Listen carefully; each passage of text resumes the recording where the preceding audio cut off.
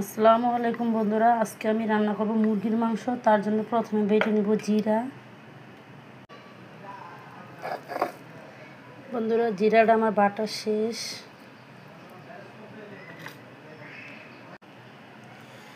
এখন বাইটা নিব আদা, রসুন আর পেঁয়াজ। আমি আজকে একসাথে বাইটা নিব।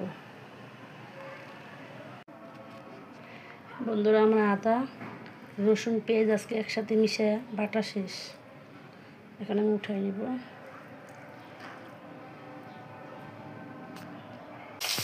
এদিক দিয়ে আমি দিয়ে দিচ্ছি চুলায় কয়েকটা পটলগুলো মাঝখানে ফ্রাইয়া লবণ হলুদ মাখাই নিচ্ছি। এখন পটলগুলো বাইজা নিব।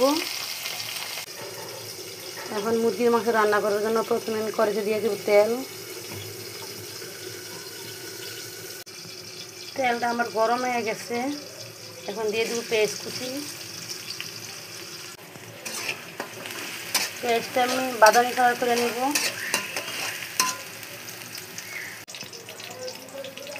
এদিক দিয়ে পটলটা আমি উল্টা পাল্টা করে দেব।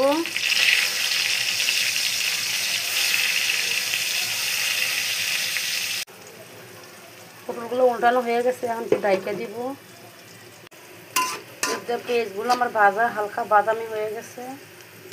এখন আমি সব মশলা দিয়ে দিব। আর আমার আজকে 1 কেজি মুরগির মাংস। 1 কেজি মুরগির মাংসের জন্য দিয়ে দেবো 2 টেবিল চামচ আদা, রসুন, জিরা একসাথে বাটছি। আমি 2 টেবিল চামচ একটু বেশি দিলাম। দিয়ে দিলাম 1 চামচ জিরা বাটা।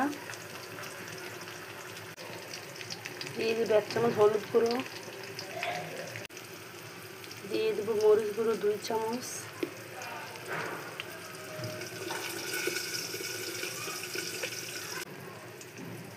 দিয়ে দেবো স্বাদ মতো লবণ। দিয়ে দেবো অল্প একটু পানি। এখন মশলার একটু লড়াচড়া করে মিশিয়ে দেব।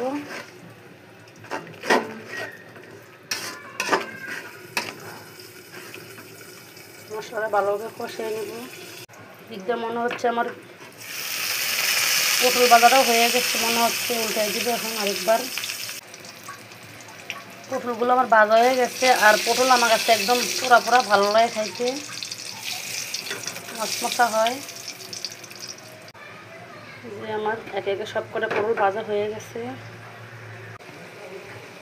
আর এদিক দিয়ে আমার মুরগির মাংস মশলাটাও কষানো মোটামুটি হয়ে গেছে। আর একটু কষাবো।